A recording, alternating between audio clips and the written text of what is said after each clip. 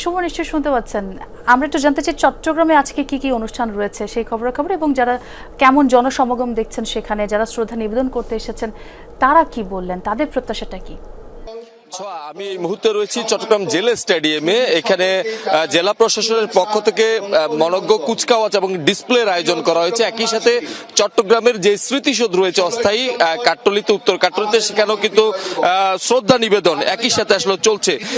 এর বাইরেও আসলে বিভিন্ন জায়গায় অস্থায়ী যে শহীদ মিনারগুলো রয়েছে কিংবা স্মৃতিসৌধ রয়েছে সেখানে আলাদাভাবে আসলে শ্রদ্ধা নিবেদন চলছে। সব মিলে কিন্তু একদিকে যেমন শ্রদ্ধা নিবেদন, তেমনি কিন্তু অন্যান্য যে আনুষ্ঠানিকতা গুলো রয়েছে, বিশেষ করে মুক্তিযোদ্ধাদের সম্মাননা কিংবা অন্যান্য সাংস্কৃতিক অনুষ্ঠান, আলোচনা সভা, সেই যে অনুষ্ঠানগুলো কিন্তু জেলা প্রশাসন, সিটি কর্পোরেশন, অন্যান্য সরকারি দপ্তর, বেসরকারি প্রতিষ্ঠান, নানা সাংস্কৃতিক সংগঠন, সেগুলো কিন্তু আসলে তারা আলাদাভাবে আসলে তারা উদযাপন করছেন। এবং আমরা এই মুহূর্তে জেলা স্টেডিয়ামে যেটি দেখছি যে মনজ্ঞ কুচকাওয়াজের যে আনুষ্ঠানিকতা সেটির উদ্বোধন করেছেন চট্টগ্রামের জেলা প্রশাসক।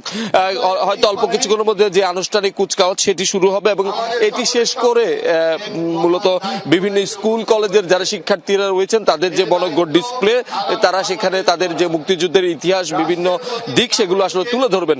সকাল থেকে আমরা দেখেছি যে সূর্যোদয়ের সাথে সাথে ৩১ বার তোপধ্বনির মধ্য দিয়ে চট্টগ্রামের উত্তর কাট্টলির যে অস্থায়ী স্মৃতিসৌধ রয়েছে সেখানে বিজয় দিবসের যে আনুষ্ঠানিকতা সেটি শুরু হয়েছিল এবং পরবর্তীতে সিটি কর্পোরেশনের মেয়র, জেলা বিভাগীয় কমিশনের জেলা প্রশাসক তারা আসলে প্রথমে ফুল দিয়ে জাতির শ্রেষ্ঠ সন্তান মুক্তিযোদ্ধাদের সম্মাননা জানান। এরপরে একে একে বিভিন্ন সরকারি দপ্তরের যারা ঊর্ধ্বতন কর্মকর্তা রয়েছেন তারা শ্রদ্ধা নিবেদন। এরপরে যখন সাধারণ মানুষের জন্য আসলে স্মৃতিসৌধের খুলে দেওয়া হয় তখন কিন্তু একেবারে ঢল নেমে পড়ে। আমরা দেখেছি সেটি কিন্তু একেবারে দিনভর যে শ্রদ্ধা নিবেদন সেটি চলবে। এখন জেলা স্টেডিয়ামে যে কার্যক্রম চলছে সেটি হচ্ছে মনজ্ঞ কুচকাওয়াজ এবং ডিসপ্লের আনুষ্ঠানিকতা। সুমন, অনেক ধন্যবাদ আপনাকে যোগ দিয়ে সেই খবরাখবর জানানোর জন্য।